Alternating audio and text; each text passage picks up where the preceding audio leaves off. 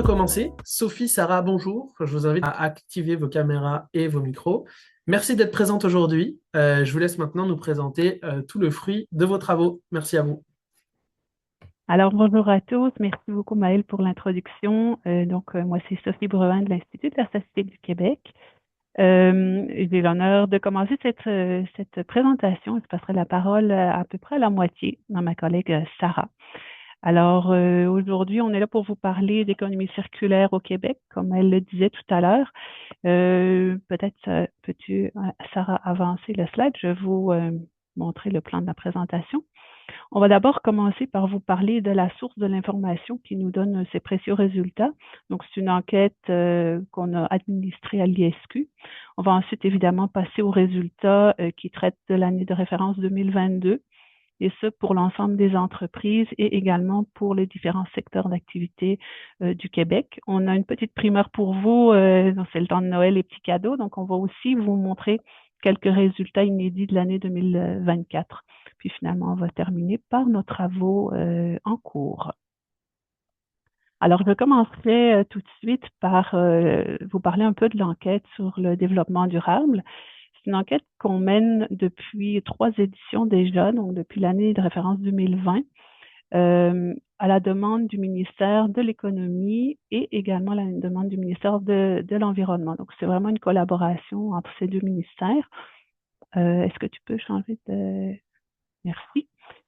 Et l'enquête n'est pas proprement parlée dédiée à l'économie circulaire. Donc, au départ, on n'avait pas vraiment de questions qui portaient là-dessus. Mais depuis l'édition 2023, on a ajouté des questions parce que c'était vraiment un sujet qui n'était pas bien couvert dans les statistiques officielles disponibles au Québec. Donc, on a rajouté une question, mais vous allez voir qu'on n'a pas vraiment une multitude d'informations non plus. Là, c'est comme un premier portrait là, de ce qui se fait en économie circulaire. Donc, on va vous présenter aujourd'hui. C'est une enquête qui a quand même une grande portée parce qu'on a 5000 entreprises dans notre échantillon. On a eu davantage pour l'édition 2025 qui vient de se clôturer, donc 7000 entreprises interrogées avec des taux de réponse très intéressants. Donc, on est bien fiers des résultats qu'on a, de la qualité de ces résultats-là aussi. C'est une enquête qui s'adresse aux entreprises qui ont 5 employés et plus. Donc, on ne vise pas les toutes petites entreprises. Et on a différents secteurs d'activité qui sont interrogés. Sarah vous en parlera plus en détail plus tard. Je voudrais également mentionner que c'est une enquête qui est faite au niveau provincial, donc il n'y a pas de données régionales, il n'y a pas de données par ville. Et c'est pour la simple raison qu'on aurait eu besoin d'un échantillon d'une taille gigantesque pour couvrir toutes les géographies qu'on a ici au Québec. Donc, restreint un peu par les coûts de l'enquête. Alors maintenant, je vais passer un peu au cœur de notre sujet, l'économie circulaire. Donc, je pense que vous êtes des habitués des webinaires. Euh, donc, je ne passerai pas là, à la définition d'économie circulaire. Vous la connaissez certainement très bien. J'attire votre attention sur le côté droit là, de la diapositive où on retrouve les différentes pratiques d'économie circulaire. Donc, parfois on parle de stratégie, parfois on parle de pratique. Dans notre enquête, on a utilisé le mot pratique parce que le thème principal de l'enquête, c'était les pratiques d'affaires éco-responsables. Donc, on trouvait que ça s'insérait mieux dans ce vocabulaire-là, mais pour nous, c'est identique. Donc, ce sont les pratiques qui ont été proposées par l'Institut EDEC et Recycle Québec en 2018. Donc, c'est les définitions qu'on a adoptées également au gouvernement du Québec. Alors, elles sont situées ici à droite, mais on les a classées en 4 thèmes qui se trouvent au milieu, qui sont repensés pour réduire la consommation de ressources, utiliser les produits plus fréquemment, prolonger la durée de vie des produits et des composants et donner une nouvelle vie aux ressources. Alors, dans la partie gauche là, de la diapositive, vous voyez que c'est comme les étapes du cycle de vie. Là, donc, on voit qu'il y a une certaine hiérarchie en passant de l'extraction des ressources à la fin de vie. On préconise évidemment d'utiliser des pratiques qui vont limiter le plus possible la quantité de nouvelles ressources extraites du sol. Donc, plus on est en amont, mieux c'est. Alors, forcément, les pratiques du haut, ce serait à privilégier. Très rapidement, peut-être faire quelques rappels sur certaines pratiques qui pourraient être un peu moins connues. On a par exemple l'économie collaborative qui prône vraiment le partage ou la mutualisation des biens, des services, des espaces. Donc, on peut penser à un partage de locaux pour les entreprises. Les entreprises peuvent aussi partager des services de ressources humaines. Les cabinets d'esthétique peuvent se partager une machine comme un laser, par exemple. Donc, la différence avec la location à court terme, c'est que entre les entreprises qui vont louer à court terme, entre elles, il ne va pas avoir d'interaction. Tandis que dans l'économie collaborative, il y a vraiment plus de liens entre les différents usagers. Sinon, peut-être le reconditionnement là, qui va se distinguer de l'entretien et de la réparation par la remise à neuf. Donc, on va aller rechercher les caractéristiques d'origine du produit. L'économie de fonctionnalité, là, c'est quand on privilégie l'achat du service plutôt que l'achat du bien. Alors, un exemple classique qu'on donne, c'est quand l'entreprise va acheter un service d'impression au lieu d'acheter une imprimante, par exemple. Puis peut-être la symbiose industrielle où on va observer que les entreprises vont créer des synergies entre elles. Donc, souvent, c'est dans un parc technologique où elles sont proches physiquement. Alors, les intrants d'une entreprise peuvent provenir de résidus d'une entreprise qui est à côté. Ça peut être des échanges de chaleur, d'énergie, d'eau. Donc, toutes ces pratiques ont été regroupées dans les différents thèmes que vous allez voir. Puis, dans l'analyse, on va vous présenter des informations relativement à la fois aux pratiques séparément, mais aussi par rapport au thème. Alors, on peut passer à la diapo suivante qui nous montre en fait la question principale de l'enquête. Donc, il n'y en avait qu'une au niveau de l'économie circulaire. C'était vraiment à savoir si les entreprises avaient en place dans l'année complète qui venait de se terminer certaines, donc les pratiques qu'on a listées tout à l'heure là dans la question, dans la diapo précédente. Puis on a posé la même question pour l'année 2024. Donc aujourd'hui, on va davantage vous parler de l'année 2022, mais Sarah va vous donner quelques infos pour 2024. Donc, vous voyez qu'on ne demande pas beaucoup de détails aux entreprises. On ne leur demande pas si elles vont, par exemple, faire du recyclage sur leur papier de bureau ou dans leur processus de production. C'est juste une case à cocher. Donc, c'est vraiment plus, on va aller voir les comportements des entreprises, mais on ne mesure pas à quelle ampleur, finalement, elles ont participé à l'économie circulaire. Là, ce serait vraiment intéressant d'aller mesurer plus loin. Malheureusement, notre enquête ne peut pas être une enquête à rallonge et on ne peut pas non plus alourdir trop le fardeau du répondant. Donc, pour l'instant, ce sont des questions assez simples qu'on va vous montrer, mais il faut le voir comme un point de départ d'un portrait global de ce qui se fait au Québec là, en matière d'économie circulaire auprès des entreprises. Donc, je vais vous montrer ensuite les résultats pour l'année 2022.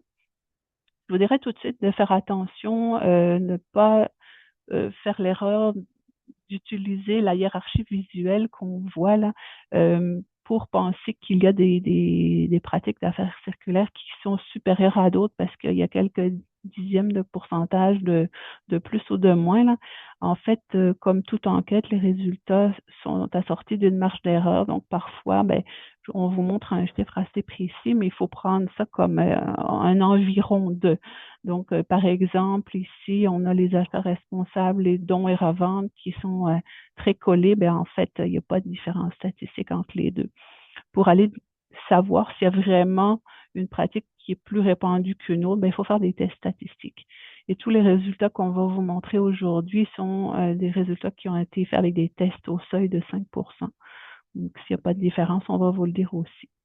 Donc, il faut faire très attention quand on fait des comparaisons entre les pratiques elles-mêmes, puis quand on va faire des comparaisons dans le temps, de toujours bien vérifier ces tests statistiques-là. Alors, qu'est-ce que nous disent ces résultats? En fait, ici, on voit la proportion d'entreprises au Québec dans les secteurs d'activité qu'on a été interrogés. Combien il y a d'entreprises qui ont ces pratiques d'économie circulaire? Alors, le tout premier bâtonnet en haut, en bleu foncé, ça nous montre combien il y a la proportion d'entreprises qui ont au moins une de ces pratiques-là. Donc, on voit que le taux est assez élevé, donc 81,7 On a essayé aussi d'enlever le recyclage et le compostage parce que vous voyez dans le premier bâtonnet vert, c'est la pratique qui est la plus répandue avec 63,9%. Puis ça, c'est vraiment différent là, de la suivante. Donc, on sait que c'est notre première pratique, là, la plus populaire. Donc, on s'est dit, bon, mais si on enlevait le recyclage et le compostage, qu'est-ce qui va rester?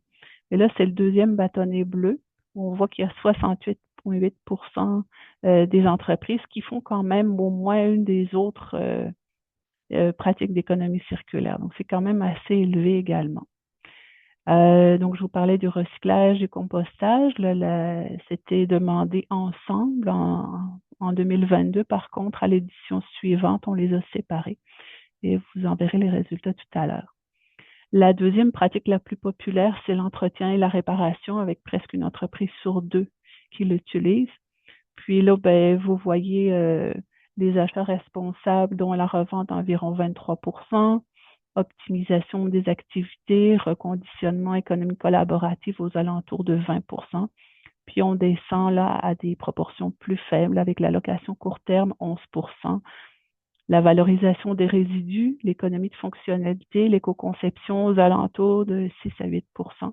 Et notre petit dernier, là, la symbiose industrielle, qui est la pratique la plus rare, mais on comprend pourquoi elle est difficile à mettre en place avec 3,4%. On va vous mettre à la fin de la présentation des hyperliens vers des rapports et bulletins qu'on a produits qui sont disponibles sur le site web où vous trouverez beaucoup plus de données, beaucoup plus d'informations. Puis il y aura aussi des signaux pour vous dire quelles sont les différences entre les différentes pratiques. Il y a des petites croix là qui indiquent qu'on a fait des tests statistiques. Alors, je passe ensuite à la diapositive suivante, qui est en fait, puisqu'on sait qu'il y a déjà 81% des entreprises qui ont au moins une pratique, on s'est dit, mais combien en ont-elles? Alors, en moyenne, c'est 3 pratiques par entreprise. Mais il y a quand même presque 51% qui ont de 2 à 5 pratiques et il y a 10% qui en ont de 6 à 13. Donc, les deux ensemble, ça nous donne 61% des entreprises qui ont 2 pratiques et plus finalement. Donc, on a constaté que les pratiques les moins courantes sont presque souvent employées avec une autre pratique. Donc, il y a comme on a remarqué des espèces de paires qui se formaient. Par exemple, que la valorisation des résidus était souvent en place lorsque la symbiose industrielle l'était aussi. Sarah, tu peux... oui. Donc, voici les paires qu'on a observées. Donc, la symbiose industrielle avec la valorisation des résidus, la symbiose industrielle également souvent mise en place avec l'éco-conception, le reconditionnement avec l'entretien et la réparation, donc ça va un peu de soi, la location court terme avec aussi l'entretien et la réparation, etc. Donc, je ne vous lirai pas tout ce qu'il y a là, mais vous pourrez le consulter lorsque vous aurez le PowerPoint à la fin de la présentation. Donc, on s'est demandé un petit peu pourquoi il y avait ces phénomènes de pair, là, puis on s'est dit peut-être que c'est parce que les entreprises sont plus conscientisées, qu'elles ont des pratiques, qu'elles en mettent des plus rares, en fait, qui vont ensemble. Puis on s'est dit aussi que c'était peut-être des pratiques qui étaient plus faciles à mettre ensemble, en place, que d'en avoir juste une. Ou ça peut aussi être parce que les entreprises ont un intérêt marqué pour l'économie circulaire et donc veulent en faire beaucoup. Alors, on va passer ensuite à l'analyse selon les thèmes là, donc, dont on a parlé au début, donc les 4 thèmes de l'économie circulaire qui suivent les étapes du cycle de vie. Donc c'est le petit graphique à gauche ici où on voit donc le premier thème en bleu foncé, le deuxième en turquoise et puis ainsi de suite. Donc, il y a à peu près une entreprise sur 3 qui a au moins une pratique dans le thème qui sert à repenser pour réduire sa consommation, tandis qu'on diminue un peu à une entreprise sur 4 pour les entreprises qui veulent utiliser les produits plus fréquemment. Donc ça, c'est plus les thèmes en début de cycle de vie des produits.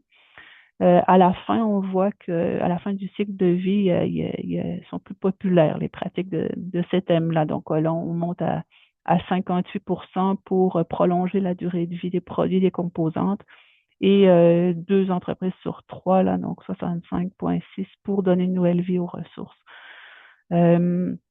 Puis je tenais à mentionner que toutes les statistiques, les quatre que vous voyez là, sont différentes les unes des autres. Donc là, on a vraiment une hiérarchie là, qu'on peut observer.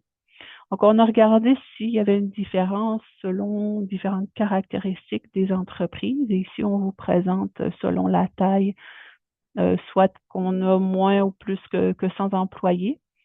Euh, on voit quand il y a des petites croix qu'il y a une différence qui est vraiment significative d'un point de vue statistique entre les deux catégories de taille. Donc, par exemple, que pour le thème repenser pour réduire la consommation des ressources, ben, il y a vraiment une différence entre le 34% chez les plus petites entreprises et le 46% chez les entreprises qui font 100 employés et plus. Il n'y a pas de différence pour les deux bâtonnets du milieu, donc les deux bâtonnets en bleu. Donc le 25,4 et 25,6, vous en doutez, c'est un peu pareil, mais le 57,5 et le 65,6, quand on ajoute les marges d'erreur, ça reste encore dans la même statistique. Par contre, pour donner une nouvelle vie aux ressources, ben, on a plus d'entreprises qui, proportionnellement, c'est les entreprises de 100 employés et plus qui vont avoir des pratiques d'économie circulaire. Alors, dans les rapports, vous allez voir qu'on a aussi d'autres variables qui catégorisent les tailles des entreprises. Donc, on a des classes qui s'arrêtent à 49 employés jusqu'à 250 employés. Donc, on a différentes tailles que vous pourrez regarder aussi. On n'avait pas vraiment observé de différence marquée entre ces tailles-là. On a également une catégorie qui traite du chiffre d'affaires. Donc, on a 3 catégories pour le chiffre d'affaires. Puis là non plus, on n'avait pas observé de différence significative entre les résultats. Donc voilà, maintenant je vais passer la parole à Sarah qui va vous entretenir des résultats selon les différents secteurs d'activité.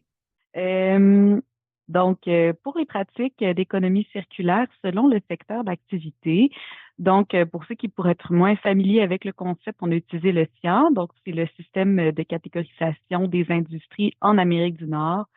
C'est un système de catégorisation qui est très, très connu en statistique et qui est notamment utilisé par Statistique Canada et c'est pareil aux États-Unis. Ça nous sert justement à catégoriser les activités. Donc, les secteurs sur lesquels on s'est concentré pour l'analyse, on commence tout d'abord avec les deux secteurs, disons plus d'industrie primaire, donc extractiviste, donc agriculture, foresterie, pêche et chasse, extraction minière de pétrole et de gaz, exploitation en carrière. Excusez-moi, je passe une gorgée d'eau.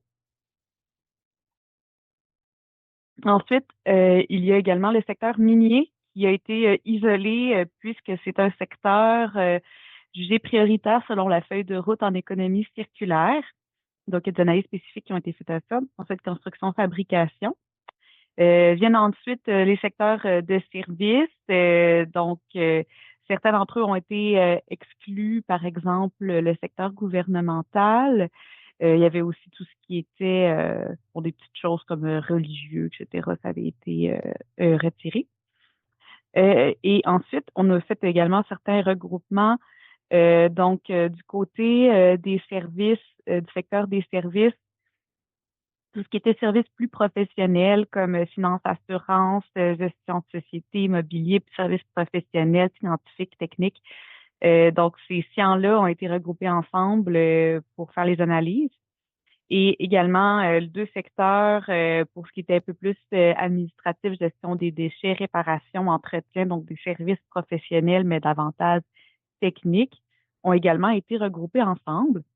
Ensuite, il y avait aussi le secteur bioalimentaire qui va regrouper tant des industries, des entreprises du secteur primaire, agriculture, que de la transformation, donc la transformation alimentaire et que la distribution ou la restauration. Donc, c'est un secteur un peu à part. Ensuite, on y va directement dans l'analyse des secteurs et des pratiques d'économie circulaire ensemble. Donc, je commence par vous expliquer ces tableaux-là. Donc, on voit la première ligne, c'est la moyenne obtenue pour l'ensemble des entreprises. Ce sont les mêmes données qui ont été présentées par Sophie au début de la présentation. Donc, pour l'éco-conception, par exemple, on avait une pratique assez marginale au Québec.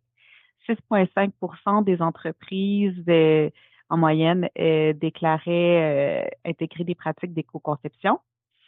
Et ensuite, on a regardé s'il y avait, pour commencer, des secteurs qui se démarquaient significativement ou pas de la moyenne. On a également fait des analyses des secteurs entre eux, mais ça devenait quand même assez compliqué à présenter. Mais soit dit en passant, si vous souhaitez retenir des chiffres, comme Sophie l'a mentionné, les rapports d'enquête et les données sont disponibles en ligne, là, donc vous n'avez pas besoin de vous presser à prendre des notes non plus. Donc, par exemple, pour le secteur de l'éco-conception, on avait 6,5 des entreprises qui affirmaient le pratiquer, mais pour ce qui était du secteur de la fabrication, ben là, ils se démarquaient vraiment positivement comparativement aux autres entreprises. C'était 13 des entreprises du secteur de la fabrication qui affirmaient pratiquer l'éco-conception. Ça demeure une pratique assez marginale.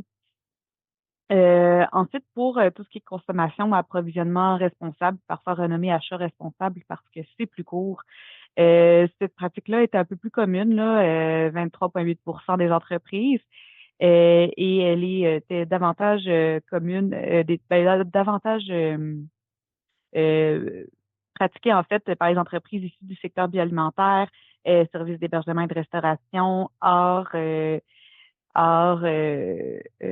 loisirs et spectacles. Ici, je fais une petite mention que j'avais oubliée, là, le secteur des arts, des spectacles et des loisirs, il revient quand même souvent. Et juste une petite distinction par rapport à l'industrie culturelle. Arts, spectacles et loisirs, ça va regrouper évidemment théâtre, cinéma, mais également tout ce qui est événements sportifs, euh, et aussi les musées, les établissements de plein air en tout genre qui vont être rassemblés dans cette catégorie-là. Par contre, pour ce qui était du secteur de la construction, eux ils se démarquaient significativement en deçà de la moyenne provinciale. Donc, pour les entreprises qui se démarquaient positivement, ça allait dans les alentours de 30 à 34. Et pour la construction, c'était seulement 17 des entreprises qui affirmaient faire des achats responsables. Optimisation des activités, donc on est encore dans les secteurs davantage primaires, secondaires, agriculture, foresterie, pêche et chasse, et fabrication bioalimentaire dans l'ensemble qui se démarquait. Et d'autres secteurs qui le pratiquaient moins, donc construction, industrie culturelle et de l'information, et les secteurs un peu plus techniques. Vous avez les pourcentages qui vous sont aussi présentés, donc pour avoir un peu une idée jusqu'où est-ce que ça allait. Ensuite, pour ce qui était du thème optimisé pour utiliser plus fréquemment, c'était un thème pour lequel on n'avait noté aucune différence entre les grandes et petites entreprises qui l'utilisaient plus ou pas. Mais néanmoins, il y avait plusieurs entreprises qui se démarquaient par pratique. Plusieurs entreprises, je veux dire plusieurs secteurs d'activité qui se démarquaient par pratique. Donc, l'économie collaborative était davantage utilisée dans les secteurs des services, ainsi que pour agriculture, foresterie, pêche et chasse. Donc, services professionnels et encore une fois, hors spectacle et loisirs, mais beaucoup moins davantage dans le bioalimentaire dans son ensemble, ainsi que services de restauration et d'hébergement. Donc, ça peut un peu laisser croire que c'est vraiment le secteur de la restauration qui tire un peu le secteur bioalimentaire c'est vers le bas, si je peux dire, c'est-à-dire qu'ils font en sorte que ce secteur dans l'ensemble pratique moins. Donc, ça allait dans les répartitions entre entreprises, ça allait de 12 à 30 donc 12 à 15 pour celles qui le pratiquaient significativement moins que l'ensemble de la province, et 26 à 30 des entreprises de ce secteur pour ceux qui se démarquaient plus positivement. Fait qu'elles sont en court terme, encore une fois. Je vais pas lire vraiment tout dans le détail. C'était aussi une pratique beaucoup plus marginale, donc 11 seulement des entreprises du Québec qui ont déclaré louer à court terme des équipements. Mais quand même, dans ceux qui s'y démarquaient plus positivement, c'était les secteurs plus extractivistes primaires, ainsi que la construction, industrie culturelle, en spectacle et loisirs. Et dans ceux qui ne faisaient peu de location à court terme, secteur bioalimentaire, transport, manutention, hébergement, restauration, etc. Donc, je vous laisse les pourcentages également pour interprétation. Il n'y avait pas nécessairement de différence statistiquement significative entre les secteurs. C'est pour ça qu'on ne vous présente pas en détail dans le PowerPoint les statistiques de chaque secteur d'activité. Pour les pratiques visant à prolonger la durée de vie des produits et de leurs composantes. Donc, l'entretien et la réparation, c'était la deuxième pratique d'économie circulaire la plus commune au Québec, pratiquée par environ 50% des entreprises du Québec. Et pour celle-là, beaucoup de secteurs s'y démarquaient. Donc, on est encore dans les secteurs plus primaires, agriculture, foresterie, et peut-être également secteur minier, gazier, carrière et sablière. Comme je disais, le secteur minier se démarque également positivement. La construction, c'est pas quand même de ça qu'il se démarque. Entretien et réparation, c'était 50%. Pour les entreprises qui s'y démarquaient le plus, on atteignait environ 65% qui pratiquaient l'entretien et la réparation. Et pour celles qui s'y démarquaient le moins, ça allait de 31 à 41% si on est dans les industries davantage des services. Et on peut quand même dénoter que c'est une pratique qui, dans l'ensemble, est assez mise en œuvre par par quand même une majorité, une petite majorité d'entreprises. Don et revente, c'est davantage marginal. C'est dans les services qu'on voit des entreprises qui s'y démarquent, donc industrie culturelle, art, spectacle et loisirs, secteur hébergement, restauration, 16% qui pratiquaient le don et la revente. Le reconditionnement, donc la remise à neuf d'un produit, ça allait jusqu'à 28% pour les industries qui s'y démarquaient positivement, donc au-delà de la moyenne. Industrie extractiviste, mais également commerce de gros, qui est un secteur qui très souvent reste dans la moyenne. C'est un secteur qu'on voit peu se démarquer, que ce soit au-dessus ou en deçà de la moyenne. Puis pour reconditionnement, on se rend compte que la plupart des autres entreprises se situaient autour de la moyenne. Donc, pas de personnes qui se démarquent en deçà.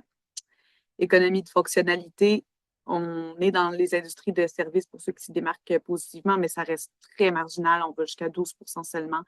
Et chez le secteur minier, secteur bioalimentaire, 3 à 40% des entreprises qui adoptaient cette pratique. Le thème, le quatrième, donner une nouvelle vie aux ressources, qui était le thème le plus, si je peux dire, commun chez les entreprises. Il est le plus commun parce que c'est dans ce thème qu'on retrouve les pratiques de recyclage et ou compostage. Les deux autres pratiques de ce thème étant très marginales. Donc, c'est dans les secteurs des services qu'on voit des personnes pas des personnes, mais des secteurs d'activité, pardon, qui s'y démarquent plus positivement.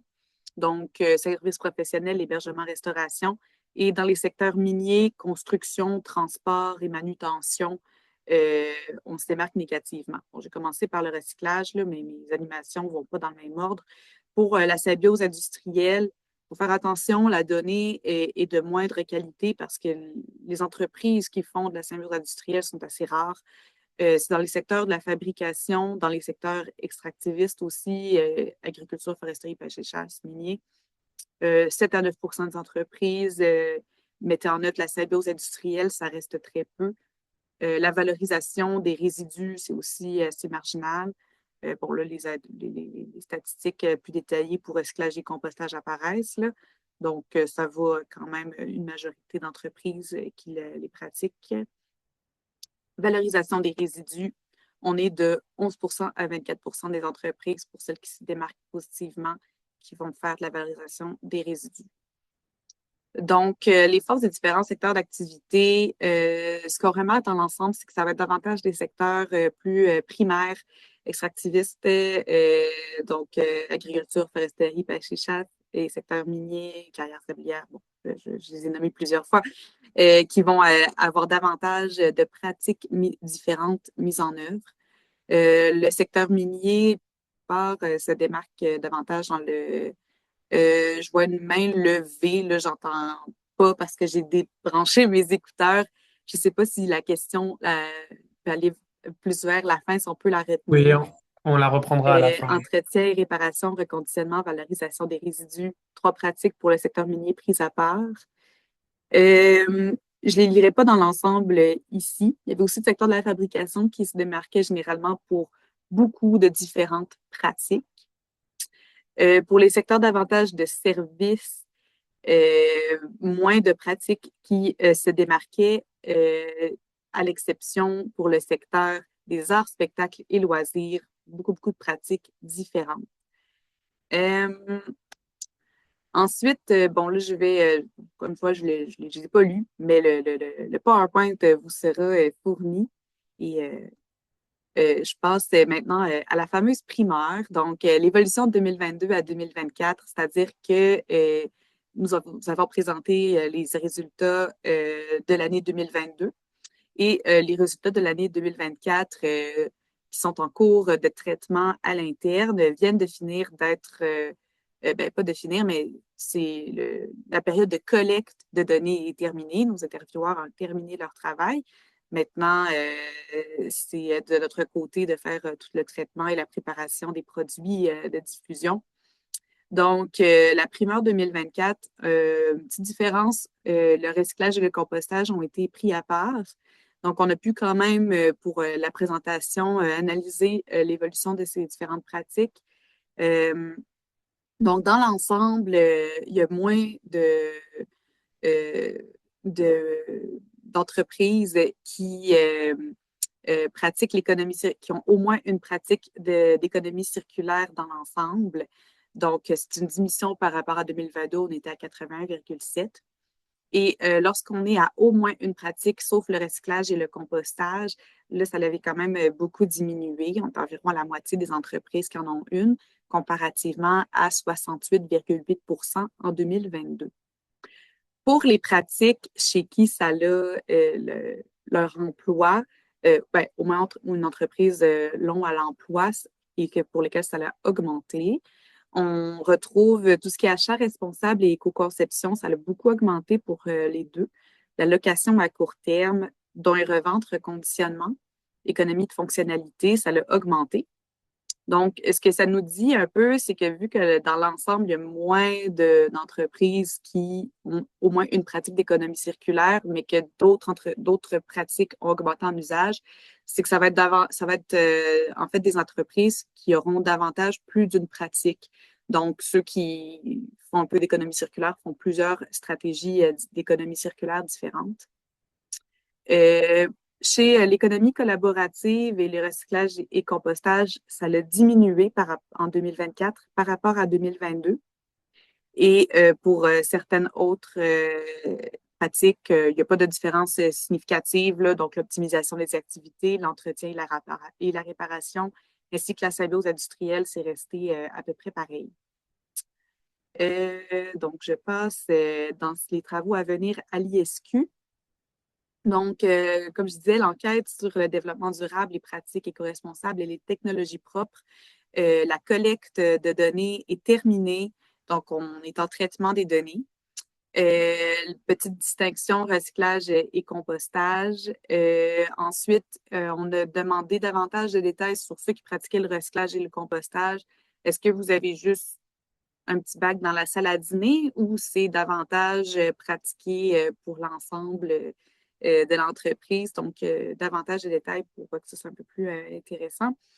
Et ensuite, vous pouvez savoir que la diffusion est prévue au printemps 2026. Donc, dans les prochains mois, il y aura davantage de données qui vont sortir. L'édition 2027 de l'enquête, sa tenue n'est pas certaine, les discussions sont en cours. Donc, une chose en son temps, on va commencer par se concentrer sur la prochaine diffusion à venir. Ensuite, on enchaîne sur la période de questions. On a mis des hyperliens vers les bulletins d'analyse et sur l'enquête. Et vous pouvez également communiquer avec Sophie ou moi si vous avez des questions pointues. Vous pouvez également vous adresser directement à l'Institut de la statistique. Il y a un super service de documentation et d'information où on va soit rediriger votre question à la bonne personne, soit vous trouver l'information que vous cherchez. Donc, on peut maintenant discuter. Je vais rebrancher mes écouteurs et espérer que ça fonctionne. Merci à vous. Merci beaucoup. Merci Sarah, merci Sophie. C'était une présentation riche en informations. Beaucoup de finesse quand même dans le portrait qui a été fait. On pourrait commencer par la première question d'un spectateur anonyme. Comment l'optimisation des activités est différenciée entre les optimisations qui sont propres à l'économie circulaire versus les optimisations un peu plus standards qu'on peut retrouver chez des entreprises, donc notamment les entreprises manufacturières qui font déjà du Lean, du Six Sigma ou ce genre de choses. En fait, dans le questionnaire, on avait demandé la question est posée dans la section sur l'économie circulaire, là. D'abord, ça c'est déjà une chose. Puis l'autre chose, c'est on avait une petite phrase d'explication pour minimiser les pertes, donc essayer d'utiliser moins de matière, mais il n'y a pas nécessairement un exercice là, de différenciation qui a été fait avec d'autres types d'optimisation.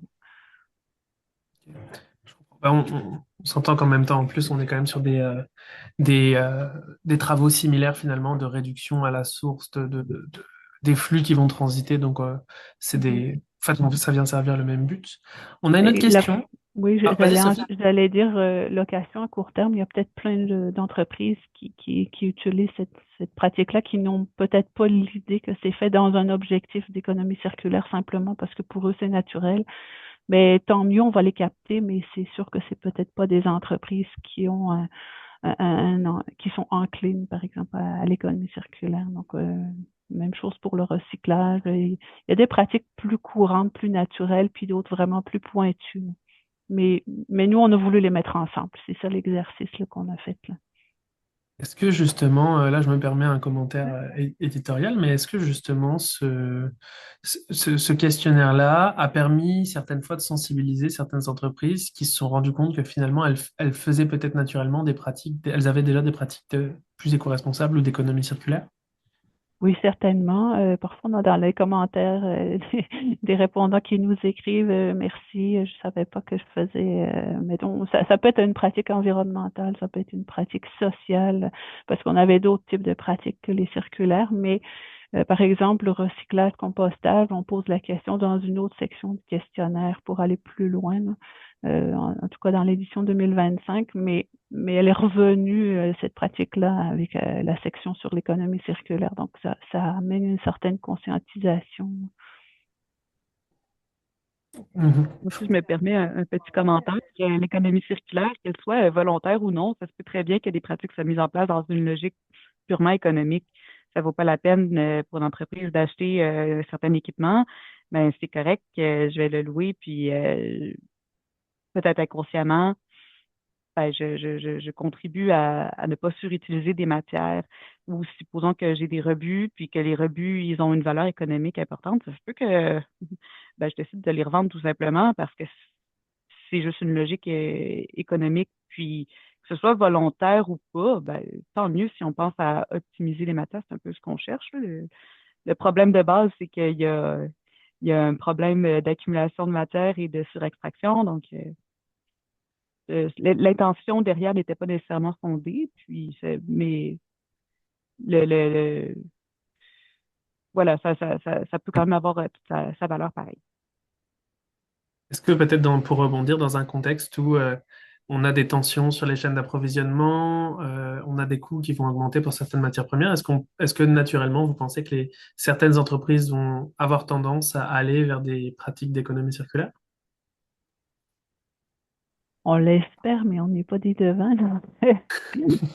On va se contenter de suivre les statistiques qu'on va pouvoir faire, mais là, on n'est pas assez sur le terrain pour vous répondre.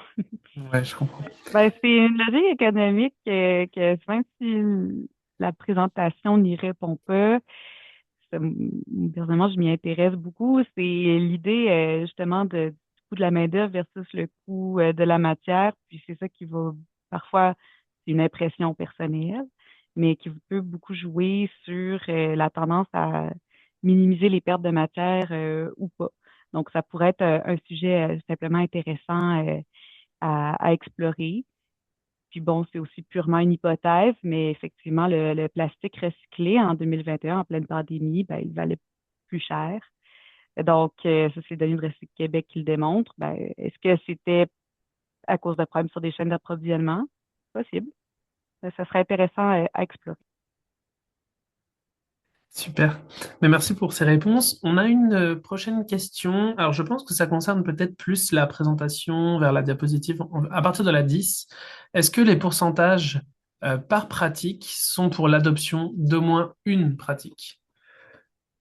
En fait, Euh, ben, c'est si l'entreprise a coché qu'elle, oui, elle avait en place, mettons, une pratique d'entretien et réparation, ça compte, là, l'entreprise va compter. On ne lui demande pas si elle va entretenir tous ses équipements. Par exemple, ben, si elle en fait la moitié, elle va cocher. Si elle en fait juste une machine par année, elle va cocher. Si elle les fait toutes, elle va cocher. Ça va compter pour la même chose. on est plus sur la Et base de la déclaration, mais pas de c'est pas quantitatif. non, c'est pas C'est pas granulaire à ce quantitatif. niveau-là. Non, Ok. non. Puis forcément, c'est une enquête qui sollicite les répondants au mieux de leur connaissance. Donc, ça dépend qui a répondu à notre questionnaire. Puis, il faut aussi nuancer qu'une grande entreprise qui va cocher a le même poids qu'une petite entreprise qui va cocher la même pratique. Donc, ça, c'est des limites là, à notre enquête. Vu qu'on ne va pas Et puis, chercher des quantités ou des fréquences, mais ce serait une bonne idée pour une bonification future. j'imagine que ça vient avec un enjeu aussi de taux de réponse. Plus on va demander de l'information, plus on prend le Exactement. risque. Plus on demande des chiffres pointus, plus on va perdre les répondants. Et comme je vous l'ai dit, c'est une question qui a été ajoutée dans une enquête existante déjà assez bien étoffée. Mais là, on veut pas non plus créer un fardeau trop lourd sur les épaules des répondants. On a une autre question. En fait, on en a plusieurs qui arrivent. Est-ce que les données brutes de l'enquête sont disponibles? Alors, à l'Institut, les microdonnées des enquêtes entreprises ne sont pas disponibles aux chercheurs, malheureusement. Par contre, si vous voulez des détails assez pointus, que ce soit par secteur d'activité, par taille d'entreprise, avec les croisements qu'on vous a montrés tout à l'heure, ça, c'est disponible sur notre site web. Donc, il y a des fichiers Excel assez détaillés qui contiennent les mesures de précision, les coefficients de variation, si vous voulez faire des tests statistiques. Donc, vous aurez accès à tout ça, mais on ne donne pas de fichiers de microdonnées, même dénominalisées, parce que c'est pas dans les pratiques à l'Institut. Ça l'est pour les enquêtes individus-ménages, mais ça l'est pas encore pour les entreprises. On a Sarah qui nous demande, est-ce que le questionnaire donnait l'occasion aux entreprises de partager des exemples concrets de leurs pratiques? Il y avait une case qui était autre pratique où vous pouvez écrire quelque chose s'il le voulait, mais pour être passé au travers de tout ça, j'en ai pas vu vraiment beaucoup d'autres. Donc, ben, peut-être que aussi une question d'habitude, là, on va chercher l'argent dans notre échantillon d'enquête. Donc, il y a des entreprises qui ne savent pas du tout de quoi on parle quand on mentionne l'économie circulaire, puis il y en a d'autres qui sont des habitués. Donc, on a vraiment un large éventail et on n'a pas vu beaucoup d'exemples spontanés, là, à part, oui, le recyclage qui revient tout le temps, tout le temps, tout le temps, là, que les gens aimaient mettre de l'avant, mais pas tant pour l'économie circulaire, je vous dirais. Est-ce qu'on sait expliquer pourquoi justement le recyclage arrive en tête de file un peu de ces pratiques-là, ou c'était peut-être pas l'objet de de ces travaux? On ne l'a pas demandé. On peut penser que c'est parce que c'est une pratique qui est déjà en place depuis des décennies, peut-être, aussi bien à la maison qu'en entreprise. Donc, pense que le fait d'avoir une collecte, par exemple, par la municipalité, ça peut aider. Donc, quand on fournit là, le service, peut-être aussi la pression sociale, mais on n'a pas posé ces questions-là, donc je voudrais pas trop m'avancer. Alors, on a Yosraz Bis qui demande quel était le taux de réponse au sondage envoyé. Ça tourne autour de 77-78% là, pour les deux éditions de l'enquête, là. Donc, nos intervieweurs travaillent fort pour obtenir des taux aussi élevés. Puis, il faut savoir qu'à l'Institut, on a une petite poignée parce que les entreprises sont obligées de nous répondre en vertu de notre loi. Donc, ça aide aussi à avoir des taux de réponse aussi élevés. Et on fait beaucoup d'efforts pour que ces taux-là de réponse dans chacun des secteurs d'activité, dans chacune des strates de catégories, de nombre de personnes, de nombre d'employés ou des chiffres d'affaires, ça soit également atteint pour offrir des résultats de qualité dans tous les croisements qu'on vous a montrés. Pour revenir un peu sur la partie recyclage compostable, est-ce que c'est les mêmes proportions finalement en fait parce qu'on a vu qu'il y a une baisse de proportion des entreprises qui font recyclage compostage, excusez-moi. Est-ce que justement cette proportion-là, elle est observable dans tous les secteurs d'activité ou est-ce qu'il y a des types d'entreprises en particulier qui sont plus Oui, on a regardé ça un peu. Évidemment, les résultats de 2024, on ne les a pas encore tous traités. Là, on est vraiment en exercice, mais on a vu qu'il y avait une baisse qui était déjà confirmée chez les entreprises de plus petite taille. Donc, chez les 100 employés et moins, on le voit déjà tout de suite. Là, on n'a pas besoin de faire des tests statistiques. Les différences sont assez grandes qu'on le sait tout de suite. Puis, même chose pour le chiffre d'affaires. Quand le chiffre d'affaires est de moins de 20 millions de dollars, on a observé une baisse en 2022 puis 2024. Puis pour les autres, ben là, il faudrait qu'on fasse des tests pour aller chercher là, quelque chose, une réponse plus précise. Mais on a aussi observé qu'il y a certains secteurs d'activité où il y avait une baisse, puis d'autres où il n'y en avait pas. Donc, c'était stable. Donc, les secteurs d'activité où on a observé la baisse, c'est le secteur de la fabrication, le commerce de gros, l'industrie de l'information et l'industrie de la culture. Les arts, spectacles, loisirs ont diminué aussi, l'hébergement et la restauration et finalement les services professionnels. Donc, quand je parle de baisse, là, c'est plus de 10% là, pour chaque secteur d'activité. Parfois même, ça va jusqu'à 17-18% en moins. C'est quand même assez important. Puis, vous mentionnez que l'enquête sur les données 2024, on avait un échantillon plus gros. Donc, on est encore plus solide dans nos résultats. Donc, ça veut dire que la baisse, quand elle est là, c'est pas dû à une marge d'erreur autour de la donnée. Là, c'est vraiment un changement de comportement qui a été observé. Et justement, par rapport à ce chiffre d'affaires-là, tu disais donc qu'il y avait une variation donc de la proportion des entreprises qui ont des pratiques d'économie circulaire. Pour quelles pratiques, justement, est-ce qu'on va voir cette variation? Entre les chiffres d'affaires, Oui, eh ben, en fait, parce que oui, c'est ça. oui, en effet, parce que ça, on a remarqué aussi. Attendez, il faudrait que je retrouve mes notes parce que là, j'ai pas tout par cœur. Sarah, C'est tu peux correct. peut-être Sinon, m'aider on a. si tu le sais. Ah oui, voilà, l'éco-conception.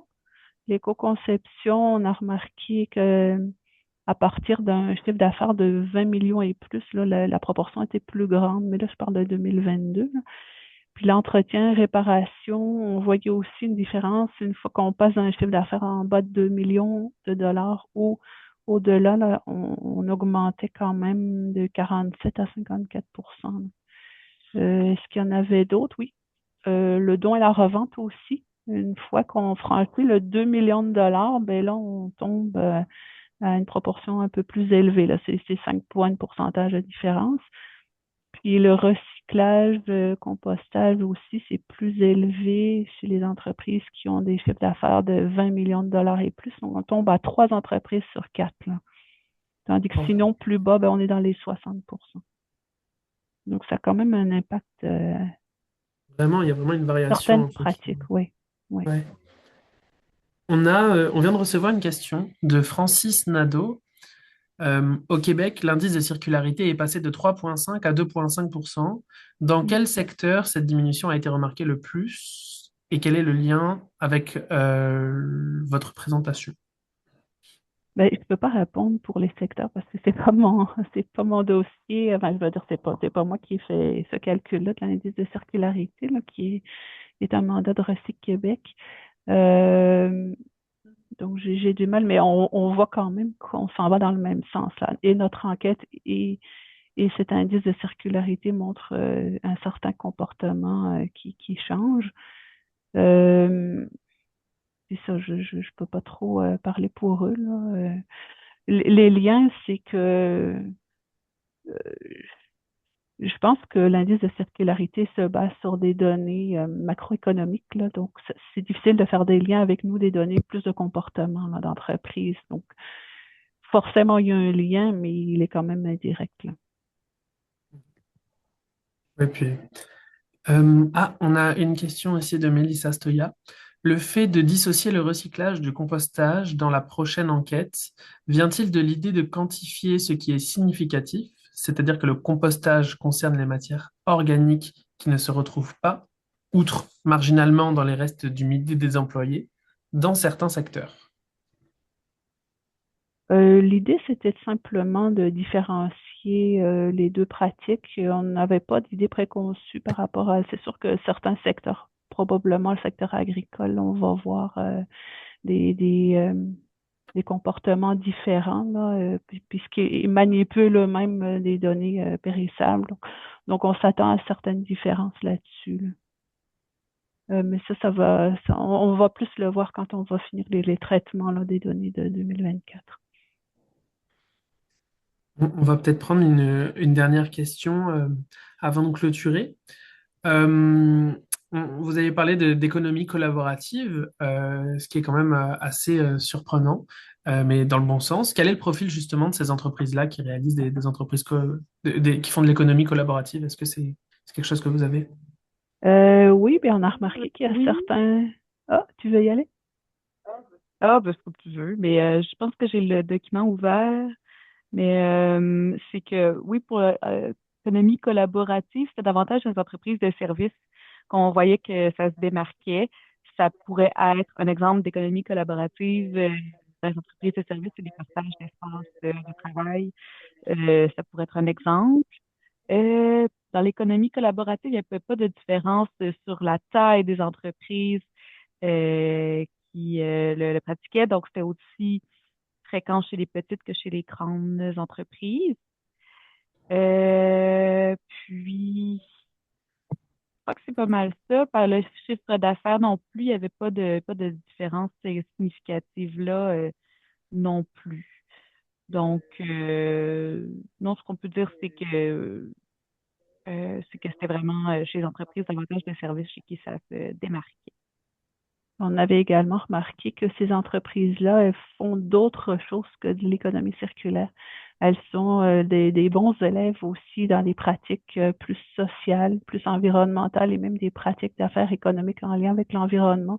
Donc, elles se démarquent vraiment de la moyenne des entreprises à part de meilleurs résultats dans toutes les sphères du développement durable. Finalement, c'est des bons élèves, là. Super. Bah, je trouve que c'est un beau mot pour clôturer cette présentation. Sarah, Sophie, merci beaucoup.